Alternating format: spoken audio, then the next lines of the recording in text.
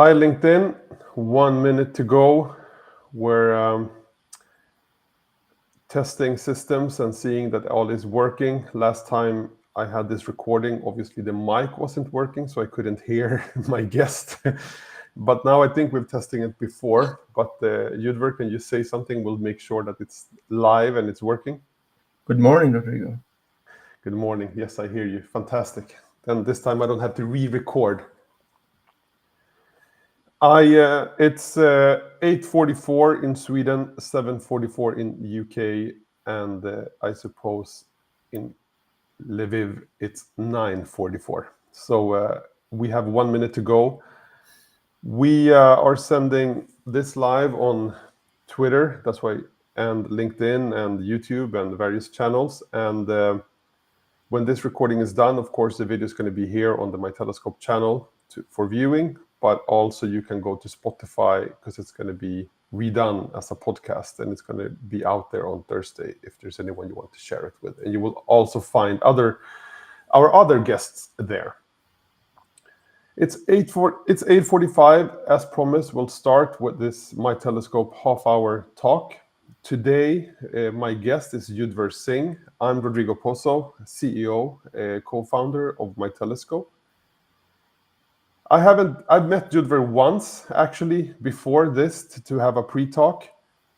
However, my analytics team at My Telescope were talking about one of our customers and one of our users that had very insightful questions and very good ideas on what we should do. So I thought, who not better to invite as a guest to My Telescope talk than Judver Singh. When he was a customer of ours, he used to be at Prime Weber Shandwick. He's now at Scandinavian Airlines. Judver, welcome. And I think I'll leave it to you to present yourself before we dig into today's topic. Thank you, Rodrigo. And thank you for having me and the generous introduction. So yeah, like you mentioned, I'm currently at SOS. I work as a customer researcher. And most of my research work feeds into brand communications and the product teams. Before this, I've been with Prime Weber Shandwick, where I also worked as an insight manager, handling different projects with the goal of trying to dig up quantitative and qualitative insights that could feed into some of the advertising work and some of the public relations work that we were doing. Good to be here. Nice having you. Before we start into our topic, what dragged you into working with analytics and big data and strategic foresight and insights? It's hard to trace those steps back. I think it's one of those things where you make a decision and that opens a lot of these possibilities, and then you make the next decision, and it's really hard to trace those steps back. But I would say underneath all of it is just a very unsatiable curiosity to try to find questions and try to answer them. And then eventually, of course, you want to start digging up questions that also add some value to an organization or a business. So I did work for a nonprofit right after school for a little bit. Then I decided to do a master's because I felt I really need to complement what I've learned in the short duration that I had working for nonprofits with some more deeper academic knowledge. So I ended up doing a master's in marketing, which is when I also got in touch with Prime Weber Shandwick, started working part-time with them, and it just felt right, just felt like a good fit, I would say. And then from there on, I think it becomes a matter of, this is a domain that I feel is of interest. The questions within the domain feel challenging and interesting, and here we are. Perfect, thank you. To set the framework of this discussion, I thought I will just kind of try to conceptualize it and for people to understand within what domain we're going to talk about foresight and extracting insights and observations. I spoke to a friend of mine yesterday. His name is Johan Grönlund, who said something I think very, very smart. Who said, Rodrigo, building businesses is like betting. I'm like, no, it's not. He's like, yes, it is. It's taking informed decisions and getting as much data you can to mitigate risk. And you want to have as much data as you can to then strengthen your gut feeling. So based on that, how would you frame, strategic foresight for you so that we have kind of a foundation for this discussion? Yeah, I think what you just mentioned, for me at least, captures a part of what strategic foresight should be. And before we even talk about strategic foresight, I think it's good that we also agree on some form of a simple definition of strategy. And then I'm going to borrow from this piece that's been doing the rounds on LinkedIn and other channels. That's based on the guide from Stephen King that's been used a lot in media planning around the world, in agencies at least. And the three parts of strategy in that is basically using historical data, because most of the data that we use is going to be historical, till the point we start creating analysis, using historical data to try to figure where are we and why are we here, to get an understanding, which is probably the part that you mentioned, is using as much data as you can to be able to make some form of a informed decision. And I think past historical data can only help us paint a picture of things to the point where we are now. But then the other part of strategy is then trying to imagine the future, which is where it gets a little more creative and imaginative in that sense. And that is where I think at least a lot of businesses become hesitant and start relying on data and hoping it's going to predict exactly what the future is going to look like. And I think that's also where a lot of the times agencies can be a much better partner in the process, because they are more free from those constraints. So they're better in being able to imagine all the possibilities, even though the choice later, of course, lies with the client side. And then the third part of strategy is then, so you've decided where you are, why are you here, and then where do you want to be. And then the third part is trying to reliably say, are we there yet, where we want to be. And that usually is also a very uh, hard bird to pin down, in a sense, because there's so many measurement systems out there when you start trying to measure the impact of uh, any strategic work that you do. So in marketing, that would probably some form of a mix of media mix modeling. You might complement that with experimenting and so on. So broad definition: where are we, why are we here, where do we want to be, and how do we say that we are there? That's just strategy alone. And I think the foresight part of it is number two and three. Where do we want to be? That's the strategic approach that you want to take. Where do we want to play? How do we do it? The tactics that you will need. Uh, and then the third part is, how do you say we are there yet? And I think all of those will, of course, make a big chunk of what foresight is.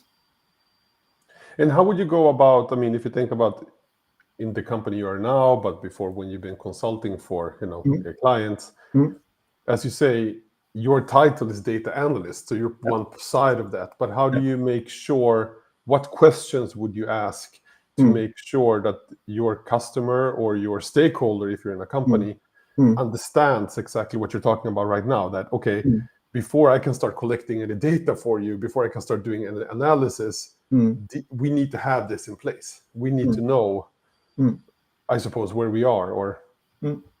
Yeah, I think that's one part where I feel like, at least on the agency side, there was never enough time or willingness from both sides to really take the time to try to identify the real problem, in a sense, because you just want to start jumping, try to define the problem quickly and start jumping on solutions and different scenarios that you can paint.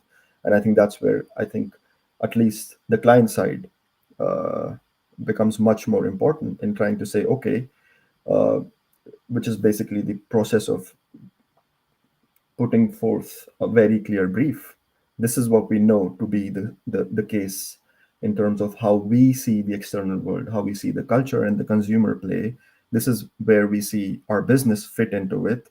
These are some of the historical data points, so to say, that have informed our decision. These are the assumptions that we've made about the industry or about the consumers in our category. And I think that process alone should probably receive a little more effort than it usually ends up getting, because things need to be produced fast.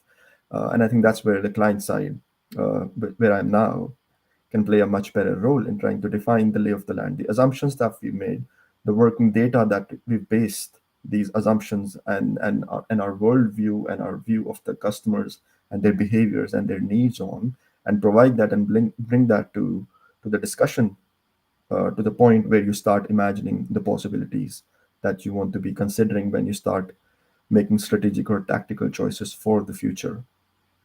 How much do you see your role in an organization to Mm, bring the creativity on, mm, what mm, in helping them to imagine mm. versus bringing the data sets that Yeah. can show them the possibilities Mm. and have them, based on the data, draw these and dare to be creative? Yeah. I think it's never a linear process, especially in organizations. A lot of the times, the hypothesis will come from the teams that own the creative space. Sometimes you, as someone who is constantly digging around data that lies within the organization or externally, will reach a hypothesis and then try to take that to the creative team. So it's always, it's never a fixed origin of where that conversation starts. And of course, it's very bound by your role and the kind of corporate that you are in, then, of course, by the majority of the corporation. Obviously, a smaller, more agile organization is more free, and all of the creative process could lie anywhere within the organization. And the older and more mature the organization gets, the more normal it is. It seems that roles get bifurcated. In my current role, I would say uh, it's more bound to the data and less to the creative side of things. It's more bound to try to answer questions for teams that will then work creatively with what you have found. So that could mean an understanding of where our brand fits into the lives of the consumers in the category at the moment. That could be for the brand teams. For the product teams, it could mean something as simple as where are our competitors with respect to the value that they provide for the money. It could be something very specific, a very small part of the product, or it could lay across the whole customer experience, because how how is the entire experience being disrupted in a specific category, such as an airline experience, for example? Is there any major disruptions that we need to have a lookout for? What does it mean for our customer journey and experience? On the other hand, it could be something very small. What is the food and service experience on board, and how does it look like? What are the needs and preferences? How are they shifting, and what does that mean for us? How do you feel? I mean, because not a lot of the discussions we've been having now is more about creative, and if people can might to understand that creative we mean with branding or communication. But as you say now, a lot of creativity is also actually how do you package your services, how do you Mm, build your business, how do you set mm, your pricing to a mm, market, or how do you mm, bundle it in a way that people actually can understand and pick your company over another company. mm, Who would you say is have understood internally, because I mean from the agency side you normally have a very, especially in communication, you have a very clear target audience with head of mm, communication or CMO. mm, In your current role, the stakeholders, mm. it must be much more a vast, a bigger, I suppose. Absolutely, absolutely. It's a very big setup, and you are constantly feeding uh, observations, patterns, maybe laws sometimes where it permits as few as they are, and then insights into teams across product, communications, and brand, and all of them require a very different approach and a way of looking at data. I think somewhat to the extent that it's a very MBA pedagogical approach that's very prevalent within the industry, where you can easily, or people would love that you can predict things and outcomes of what will changing a certain feature in the experience, what exact impact will it have. And uh, I think there it's a little bit of a, it's harder because you have to move people a little away from that idea that you can predict outcomes in a world and systems as complex as they are today. Whereas within the brand teams where there's more room for creative thinking and imagination, it's a whole different process.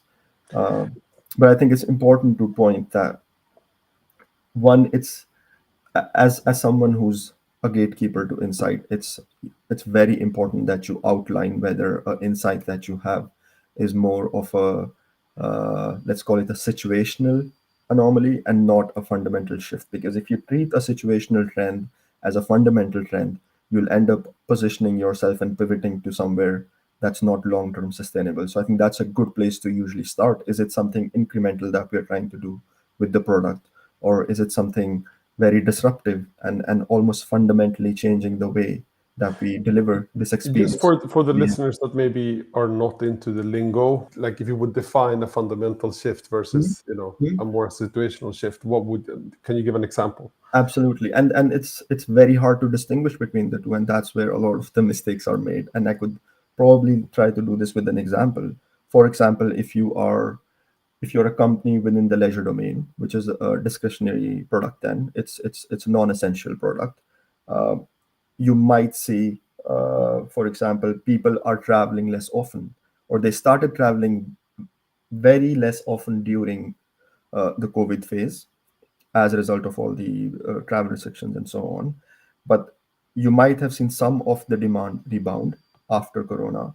But then one of the patterns or trends you would say is you would try to estimate, are we back to pre-corona times, or where is the baseline now? That's one. Number two is you would probably try to complement that information with other sources. You have external inflation data, you have data on how many households, for example, within Sweden are in debt as a result of home loans, and the number is up, obviously. And then the ratio of the debt has gone up. You've seen the economy contract, so you try to complement it with external data. You have those signals. Then you have other signals on when you, for example, try to pose choice-based questions to consumers, as in, if you were to choose a provider of, let's say, luxury travel, which of these five attributes is more important to you? That there's, for example, there's direct travel, or it's the price, or it's the customer care, and you do something called a max study, which is basically a choice-based way. Instead of asking people what's important, you try to force them into making choices, a trade-off. You've also seen it in a lot of, if you do HR interviews, where they give you choices to make, which is the best and the worst, and the best and the Hmm. worst, and you repeat those over time, and you get some sort of a preference order. As a result of that preference order, you might see more people are price sensitive now. So you have multiple signals from across uh, different studies and data points from across the organization and from outside. So you form a hypothesis that people are probably more price sensitive. And now is the hard part of that, let's call it the insight, that people are more price sensitive to your category now. The hard part is trying to figure out, is it a situational change? Is it just something that's here till the economy rebounds and household incomes increase proportionally and things get better, or is there the fundamental shift that people have become more price sensitive to the category? And that's usually a hard part, and sometimes it will need a little bit of a leap on your end, because then based on that you make the strategic choice. Should we rebundle and reconceptualize our entire product offering? Should we move to a lower price point? Should we create a new price point? Or is it just something that's very situational for now, and you could solve it through communication, maybe just through communication, by trying to communicate more about the lower price points without rethinking your entire product and reconceptualizing your entire service? Uh, Interesting. And I think, here, I think where it's probably historical data plays a role, because you can understand, because if you mm, think about mm, COVID, everybody mm, thought it's going to be end of the world, mm, and that e-commerce would be the yes. new thing, that nobody will ever again visit a Mm, shop. mm, And all of a sudden now, it's not yeah, like I don't think we're shopping on e-commerce more. I suppose if you look at e-commerce, has gone up. The yeah. thing is that it's so overcrowded in the market. So Mm, all of a sudden you have an mm, oversaturated market. Whilst mm, people are, people have the money they have. mm, And absolutely. but if you think about travel, we thought the Mm, same thing. But all of a mm, sudden, after COVID, It was Hmm. like a boom because people really wanted to travel. Yeah. How do No, you of do course. to mix, for example, data sets? Because if you think of what you just said about the mixed choice Hmm. interview, that's Hmm. one point in time, right? How Hmm. do you Absolutely. I, to define if it's a situation or if that's something people meant actually, hmm. or is it because right now they saw that the interest rate went up? Absolutely.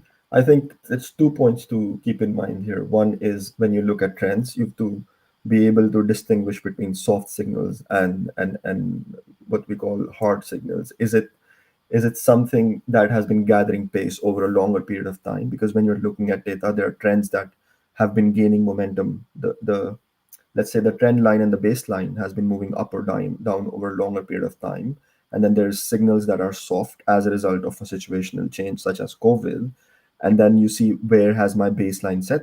So we've seen that the baseline has returned to closer to pre-pandemic levels when it comes to travel, and then which is basically an input and says no, it's not fundamentally shifted yet. We cannot say that yet. We know there is some shift, and the baseline has settled at a place where people are traveling less, and especially the business demand for travel has fallen because let's say there could be a lot of why explanations. One could just be people have used to more virtual conversations. A lot of the things can just be done virtually through meetings now, for Hmm. example. So that part of business might need to a little more rethink than leisure travel, where we know that the baseline has gone back to almost pre-pandemic levels. It's not there yet, but it's hard to say just based on this short frame of data and say it's a fundamental shift, which basically means you need to wait it out a little longer. Or if you are agile enough, you could make smaller changes that can make sure that you do not lose out on some of that demand that's price sensitive by maybe either introducing a product that's cheaper. That's one option, and the other option is to look at the value for money that you provide through your products. Is it different enough to your competitors so that at least your segment of the market is definitely yours? And then can you pull in some of that part of the market that's more price sensitive by adding more value to what you provide for that money? If we go back to the topic of today, which was like, okay, what is a strategic foresight? How do you extract it? What do you do with it? But also, how do you extract insights? And you and I, Mm, when we had the pre-conversation, mm, we talked about that there's a lot of we think we have insights, but most of it is observations. It's not only mm, something we're talking about now. In my mm, talk with Cynthia Evans from Wavemaker, mm, this was the point she was making, that mm. most of the time, most of the stuff we take for say it's an insight is actually an observation. What's your Absolutely. point of view on that, and what's like a true insight for an organization versus what is more? And I don't mean an observation is bad, because giving Mm, someone an observation to act on is mm. good as it is. Absolutely. Yeah. Yeah. No, I think I would refer to this really good way of looking at your use of data across the organization that has been proposed by Robert von Ostenbruggen recently. And what he said was basically you need to take all of your data work across the organization and try to categorize across three dimensions. The first one is the goal. Is the goal with the data operational, which is your day-to-day running of things, because you need to be able to diagnose issues on a day-to-day basis. Something breaches your upper limit and lower limit of the metric on a day-to-day basis that requires an urgent immediate attention. Then there's more tactical uses of data, which is trying to bring a strategy, which is the big question of where we want to be and what we want to be, trying to address those strategic issues through data by informing your tactics. So you need to first divide all of your data work across the goals. Is it operational goals, tactical goals, or strategic goals? And then the second layer is how close is it to decision readiness? Is it just information that doesn't allow me to take a decision just by itself, which is most of the dashboards these days, I would say, across most of the organizations, is this collection of information points that compares today's data to last month's data and year-to-date data and all of that. That's more informational. I think insight sits one level above that. Insight is closer to decision. It's a collection of data points. It's a combination of all the sources that are relevant. to the hypothesis, for example, that you're trying to provide a reliable answer to. And that's where I see insight sit more clearly. It's closer to decision, it's closer to tactic and insight, and it's not as close to operations. It's not information. It's not for the sake of comparison compared to last month. So if I had to put it in simple words, it's a combination of information from across the sources, internal and external, to the organization, put in a context which requires some degree of understanding of things beyond the working of the company and the category. And to that, you need to add your expertise in the domain, and that's the gut feeling that we talk about. Because I can have two people can have access to the same information, two people can have a good understanding of the context, but one person could arrive at an insight, or at least a more useful insight, based on the domain knowledge and the working knowledge of the company in terms of what's possible and not possible. And that to me is insight, because it's closer to the decision then, and it's reliant on so many more different sources of information. So you have to essentially elevate it to a level above patterns and information. I'm trying to wrap up a bit before I do my last question. But one, I mean, what we talked about here about strategic foresight, what it is. I mean, one of the things that you need to know your situation, a situational analysis, know where you stand, and that's more information as we're talking about now. It's observation and comparisons. Absolutely. You need to have a hypothesis of where you want to go, Mm, which is strategy, mm, and then you want to be able to measure mm, if you're how are we getting there, kind of like kids are saying, are we there mm. yet? Yes. And have that, and for to do that you need to have kind of like a goal, what you want to achieve with your Mm, strategy, mm, and then be able to, maybe one of the most important things with foresight is to understand, is the strategy I have set leading me to the right way, and have the mm, data to be able to say I need to tweak, mm, we can stay, mm, or I have to stop everything and rethink mm. everything Yeah. because it's moving me to the wrong direction. I think that's kind of one of the most important, maybe, decision points from foresight. And where a lot of places go wrong as well, because it requires a very clear understanding of, is this situational? Do I need to reconceptualize and reconfigure everything that I know about the product and the consumer? Or do I need to is it a very fundamental change in what the consumer needs or how the category looks, because the category has expanded or shifted in a way where I have not kept pace with it. I have not adapted to the signals, the soft and the hard signals, in the right way, because I've made the mistake of ignoring the change because I did not have sufficient data, or I did not see the changes when they happened. And the choice has now been made for me. I've been outcompeted, and I'm at a competitive disadvantage, because that's a strategy. The choice of not doing something is also a strategic Of choice. course, yeah. So I've either been pushed out of it unknowingly because I did not look at it, or I've looked at it, I've seen these changes, I've seen these trends and patterns, and the possibilities that I've mapped have been either I've mistaken a situational change for a fundamental change, or I've mistaken a fundamental change for a situational change, and then my competitive advantage has disappeared as a result of that choice. And I would like to, maybe because it's too short of a time to really dig into complex adaptive systems and all of that, but I think I'd like to point people to the work that JP Coslin is doing with adaptive strategy, and his latest book that should be out, What to Do When You Don't Know What to Do, which talks a lot about complex adaptive systems, where instead of trying to look at things in isolation, you need to focus more on how things are related to each other. Where, of course, then you go back into strategic foresight and looking at historical data, as well as treating everything as a system, and not looking at things in isolation, trying to predict, if I change a few variables in this small set of variables that I've mapped and I know of, I can predict. You cannot. You just have to be very adaptive and understand that every choice you make opens up the possibility of a million more choices. No, and I think that's kind of the problem, is that we have to kind of accept the fact that we know that we don't know, and then from there you have to start gathering, as you say, as a wide set of information as you can, but at the same Mm, time not too much so that you get mm, overwhelmed, mm, and all of a mm, sudden you get paralyzed because of mm, all the information, so you don't dare mm, to take any decisions whatsoever.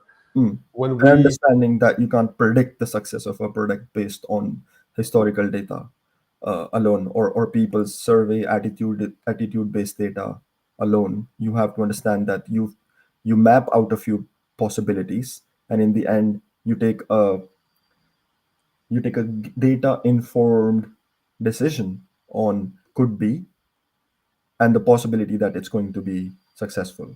But it's still, it's, you can't predict it. And I think that's one place where a lot of managers get stuck, is that they've either already made the decision and then they start looking for data to support the decision, or they start doing the insight work and reach the conclusion that they can predict successfully what's going to work and not going to work, which sets them on the wrong path of how to deal with these changes.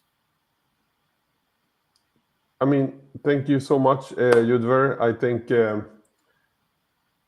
every talk I have, you think you're going to end up with one outcome of the discussion. And here I ended up, of course, somewhere else than I actually thought about. And I think the most, for me, most specific conclusion out of this, and it comes back to what Dale Harrison said, that we as business makers, we create the future, and that's why it's so hard to predict. But of course, if you have good data signals with you, you can actually, it's going to facilitate to make the changes you make, so that you can create an outcome based on the best knowledge you have, and then based on that try to adapt, but at the same time having a long-term view or where you're trying to reach. And so thank you so much for joining me in. If people would like to have a continuous conversation with you, and can they find you? Where I should they think reach out? LinkedIn is best, I think. It should be easy to find, and I'm usually very responsive. So I think that's a good place. Fantastic. Thank you so much. Have a great day. I'll, when it's live on Spotify, I'll send you a note. You can spread it to all your friends. Absolutely. Thank Thank you you so so much, much. Rodrigo. Thank you for Thank having me. you. Have a nice day.